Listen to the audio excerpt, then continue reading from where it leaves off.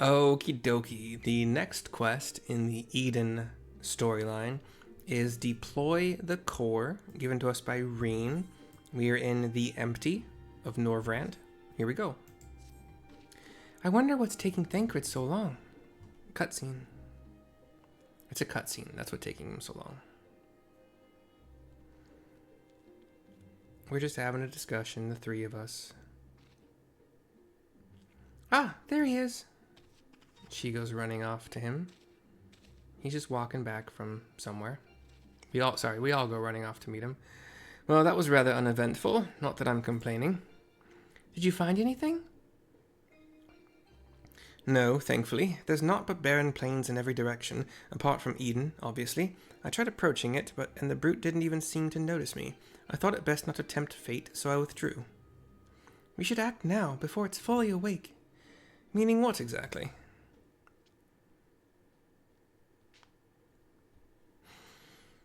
When I think about the flood of light, I get the feeling that rather than destroying everything in its path, what it actually did was stop the flow of ether. Of course, that meant that all the plants, animals, and people here could no longer survive. They must have crumbled to dust in the years since. But the ether is still here, lying dormant. If Eden is the one that caused it, maybe it can get it flowing again. I don't know for certain, but I think I can use Eden to bring life back to the Empty. Now, hold on a moment. What makes you think that's even possible? And how do you expect to control that kind of power?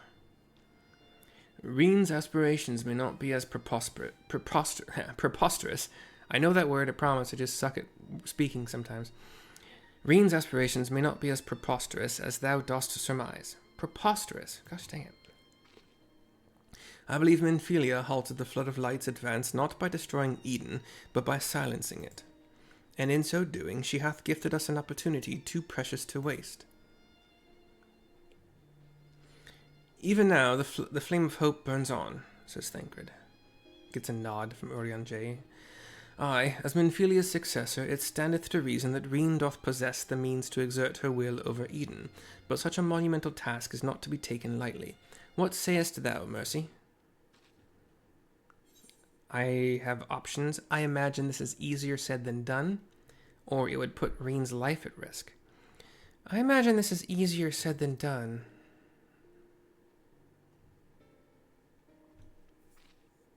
Yes, you're probably right, but I have to try. Very well, Reen, you've made up your mind, so how should we go about this?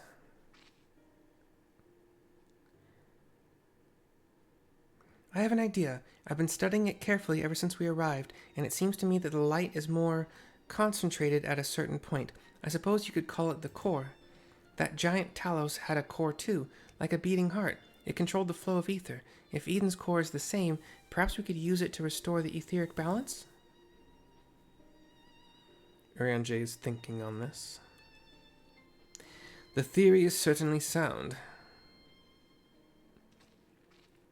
By employing Ethernet shards as beacons, mayhap we could trace the ethereal flow to Eden's core, and in so doing secure the means to teleport to the very heart of the beast. Thankfully, the Settlement Council has kindly furnished us with a plethora of apparatus by which to perform such feats. However, we must needs first have Reen study the entity's interior and chart us a suitable course. Once we have reached our destination, I shall fabricate a means by which you may directly communicate with Eden, and mayhap exert a measure of control over it. You can really do that, Urianger? All credit is due to a dear friend, a gentle soul long since departed, who imparted to me a wealth of knowledge concerning etherology. Moonbreeder. Although I am certain she would be all too quick to chastise my methodology. Excuse me for interrupting this trip down memory lane, but I don't imagine that Eden will be too happy about us, rummaging around in its innards, for want of a better term. In all seriousness, though, I wouldn't be surprised if there is some sort of welcoming party arranged for intruders. Perhaps you had best lead the way, Mercy. It's true that she's the only one who can defeat a Light Warden, but I'd rather not rely on her any more than we have to. Yes, I haven't forgotten what happened when she absorbed too much light. But as Alice said, making promises you have no way of keeping is not a kindness. Now, I wish I could put down wardens myself, but the simple fact is I can't. And there's no point pretending I can. That's why I'm asking mercy. Then perhaps I could... You already have a job to do, remember? The only reason this plan even has a chance of success is because of your involvement. We need you to concentrate on the task at hand and guide us to the core. Not only that, you'll have to keep an eye on Eden itself. If we somehow manage to make it angry, get us out of there.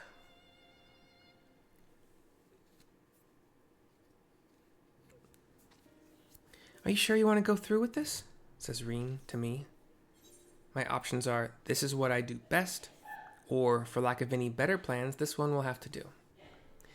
For lack of any better plans, this one will have to do.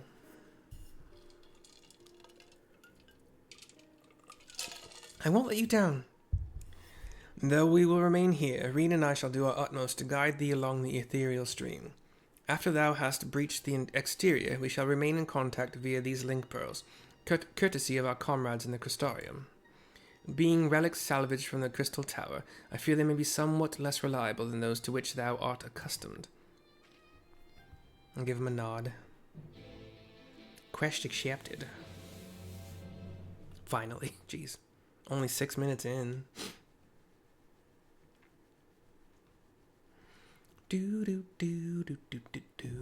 Eden's Gate Resurrection is now accessible.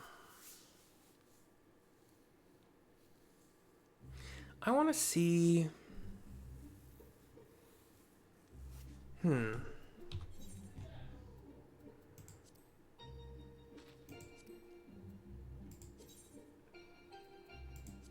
want to see if I can solo it as Paladin.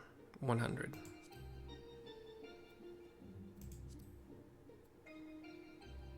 I don't imagine it. I shouldn't be able to. We're mostly here for the storyline, and then obviously to get spells for blue when I can. So Eden's Gate Resurrection, we have looks like a blue eye, red eye, kind of a purplish eye. Be careful, huge amounts of ether are rushing to the core. Wait, what's that? And a light warden looking thing. Also looks kind of like Keeper of Knowledge. Eden Prime looks kind of like a mix between a light warden and a little ship with a big pole, like a lance, floating, white wings on its back. Alright, let's just go. I got no spells to start, you know. Uh-oh. I'm not doing a whole lot of damage here. I'm not doing no damage, but I'm also not really taking damage.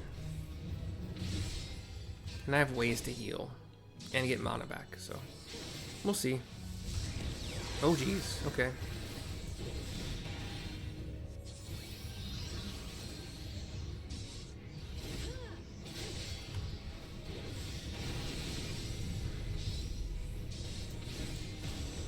What? Did I just get... Oh no, I'm heavied. I have no way of getting rid of heavy. Not really that slowed though, weirdly enough.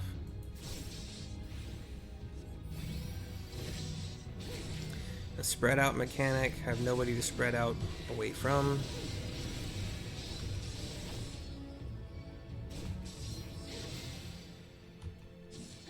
Spear of Paradise, probably gonna hurt a little bit, who knows.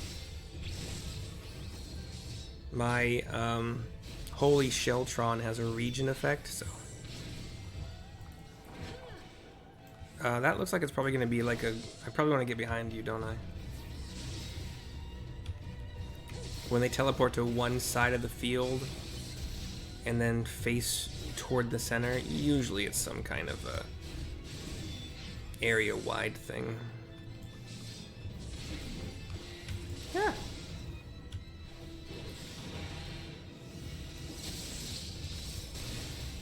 We had a cross pattern plus a spread out mechanic.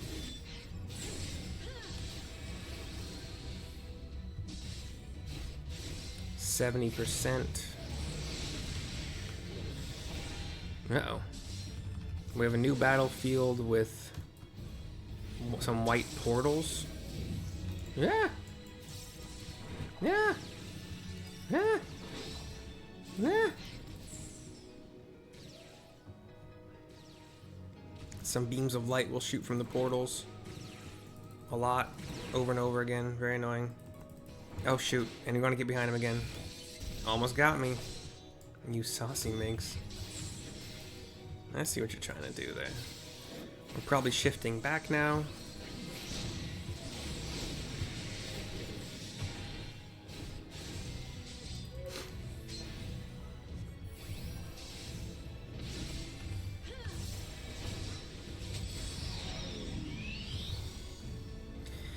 A different playing field. Uh-oh. What's that? Oh. Our boss is much larger now. And we got two now. Two boys.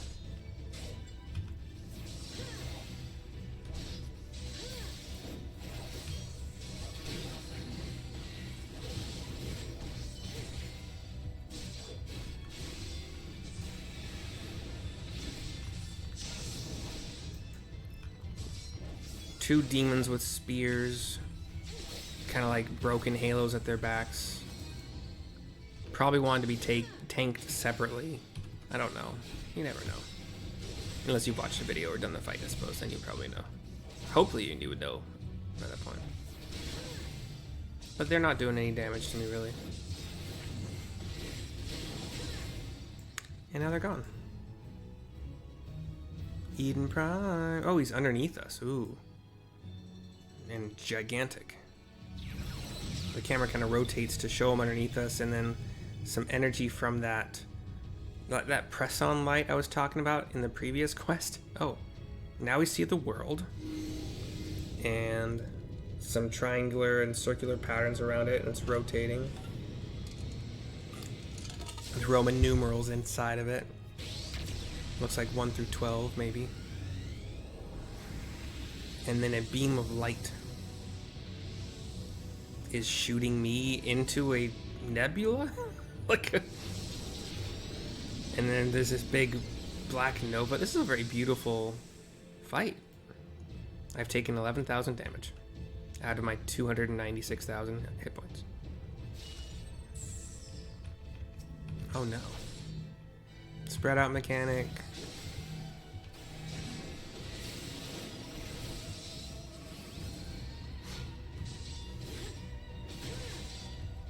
Spear of Paradise.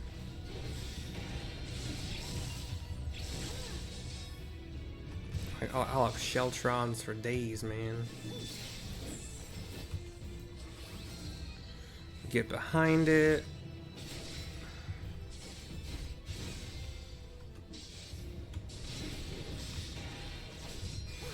This, I wonder how doable this would be level synced as blue. I'm not the best level synced against raid bosses, but it's, you know, it's possible. I've done it on a few fights and been very happy with myself, but I did not do the level synced AlphaScape V3. And I do wonder what that would be like. It would guarantee I get the one spell that I'm missing. But I'm also not super worried about it. It's not a spell that like is on my list of I need it right now. Oh, get myself in a corner.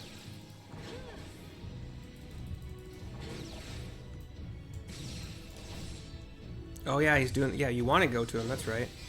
You have a long time to get to him, so that's pretty nice.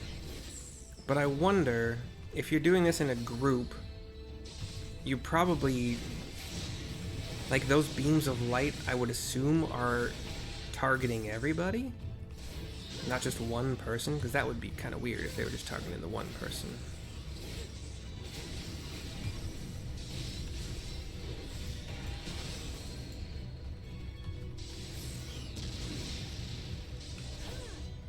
I wonder if maybe there's a knockback attached to like attacking the boss during that little phase right there. Okay, I should probably heal.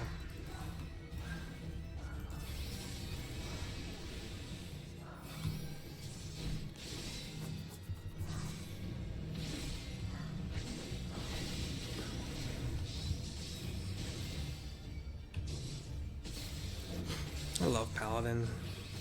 High levels, at least. Once you can actually heal yourself.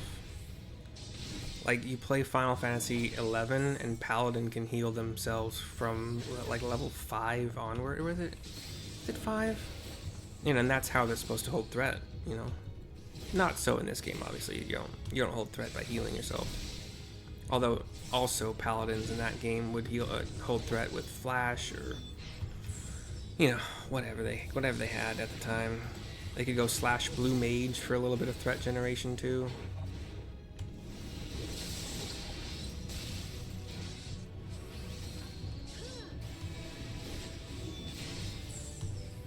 I haven't used any of my cooldowns.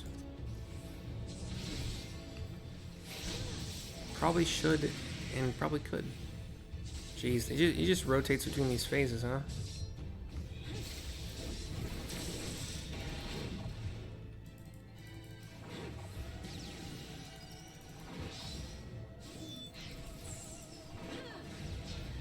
Oh, I got hit by once. Uh-oh. Let's see, I probably got hit a couple more times there. Vuln stacks. I got 3 of them. Rutro Raggy.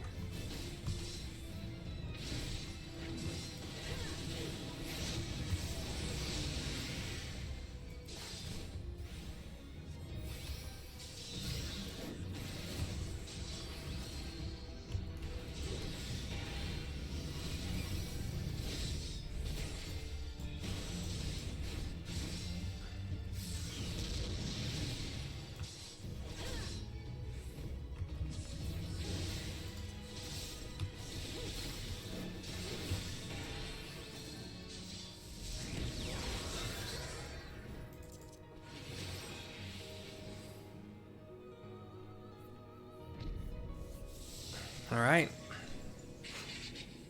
This, I forgot the name of this boss, but starts to glow and has all those motes coming off of it, and then it shatters into nothing but white motes. And all the energies and colors around us go away. And now we're on... It looks like we're inside a computer program kind of thing, like they kind of used to play around with in old movies where you're traveling through darkness, but you have these cubes which represent like bits or whatever. And interesting. We get an orchestration roll as well as... When did I get all this? Oh, from right now. Oh, these are gonna be similar to the cogs and shafts and cranks from Inlet. Okay. But a force your way orchestration roll is ours. First time doing this on any character, so it's all new to me. Maybe it's all new to you, who knows. We talked to Reen to continue. It seems that Thancred's prediction about there being some sort of guardian was right. Thankfully, it was nothing that you couldn't handle. And I'm glad to say that you haven't absorbed any light either. So far, so good. Now that the way is clear, the Ethernet shards can send us to the core and back whenever we need. Why don't we give them a try? Okay. Proceed to Eden's core from the Ethernet shard. Yes. And here we find Reen to finish this quest. Once Urian J has activated the device, it's my turn. Deploy the core is complete. We get 3,000 gil, 5 skill speed plus 8. They're level 7 materia. And we can also choose direct hit rate, crit, or determination. I mean, I'm going to sell them because I don't need them, and crit sells pretty well, so... I think these are the ones that... Actually, I don't know. We have an extra cutscene here.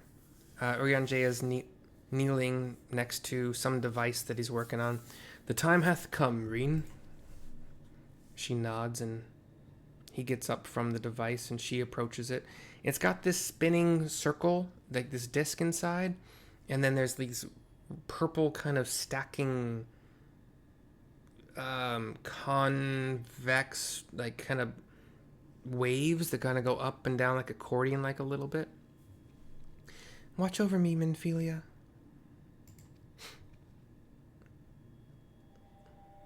She reaches toward it, and a light shines brighter and brighter from the center of the disc. Is this supposed to happen? And like the ground is shaking a bit, the color is coming back to this room that was just nothing, like, you know, computerish before. Eden is offering considerable resistance. Not now, not when I'm so close. And the light gets brighter and brighter, and it knocks Urian J back and down. Urian J! Thancred goes rushing to him, but he's okay. He's getting up. He got knocked on his butt. I'm unharmed, but what of Reen? She's fine. No, you listen to me, she says, putting both hands out toward the disc, the device. Lots of lightning energy kind of sparking off from it. Reen, be careful, says oh, sorry, that was Thancred. Reen, be careful. It's a little better. Not great, though. We see a view of outside. The ground is shaking out here, too. A big puff of, like, a bunch of, like, sand smoke or whatever. Probably sand being kicked up. And this Eden thing is moving. It is a large gold disc with that kind of bubble thingy on top of it, made of blue, kind of opal color. It looks like an airship. So white wings at the sides of the disc, and then down. I don't know how to describe that. It looks kind of like a seed pod thing. I don't know. Have your imagination. There's some stuff underneath. Do with that what you will. That's it for this video, this quest. I will see you next time. I think I'm going to continue just to see what's up. But Reen, Urian J, Thancred, and myself, thank you for watching. We'll see you soon for the next one. Should go.